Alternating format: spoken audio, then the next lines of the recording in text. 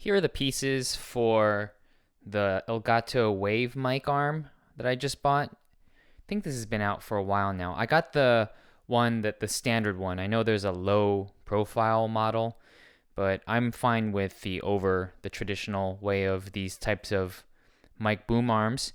And I'm going to compare this mic boom arm to what I have been using in the past, which is the Rode boom arm. I forgot the model number, but this is the first version of their boom arm. This is very popular. I think it's still selling. Rode has updated this one, and what I've been using this boom arm for, I started with different mics, and I eventually upgraded to this Electro Voice RE20, which is also extremely popular in the broadcast, I think specifically radio broadcast industry. This is one of the best microphones for talking. So this is heavy, and with having a mic so heavy like this, I was able to balance this just fine. It requires a heavier mic. If you have a lighter microphone, just like a regular dynamic microphone, you needed to put weights, your own weights for this. With the Wave mic, the Elgato's Wave Mic Arm, it comes with the weight right here that goes on the end in case you need a heavier, your microphone's not heavy enough, but I think that RE20 is pretty heavy, so I won't be needing this. The spring action on this is very strong. It pops open, it just flies open really fast, and I've also pinched myself with this in between here several times. It's really easy to pinch yourself because it just springs open, and it's really strong. So this is what the Rode's table mount looks like, and this is the one I've been using for several years now. Elgato's way sturdier, stronger, heavier, better than this one, Rode's version.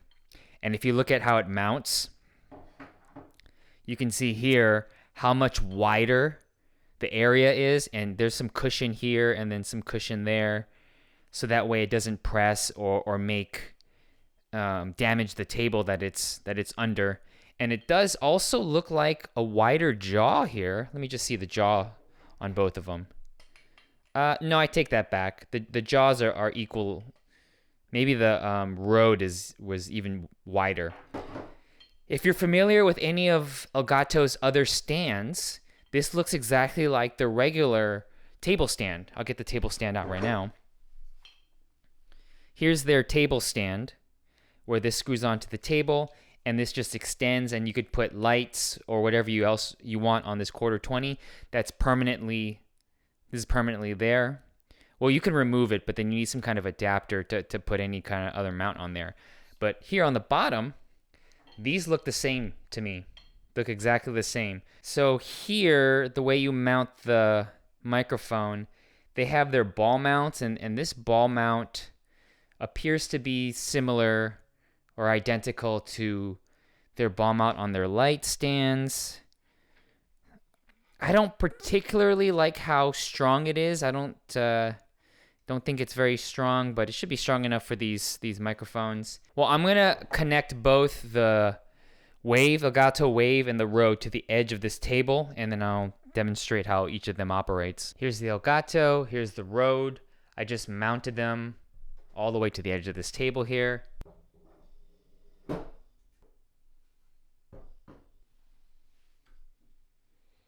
Okay, here's the arms, what they look like. Zooming in, there's like this extension thing there, going all the way up.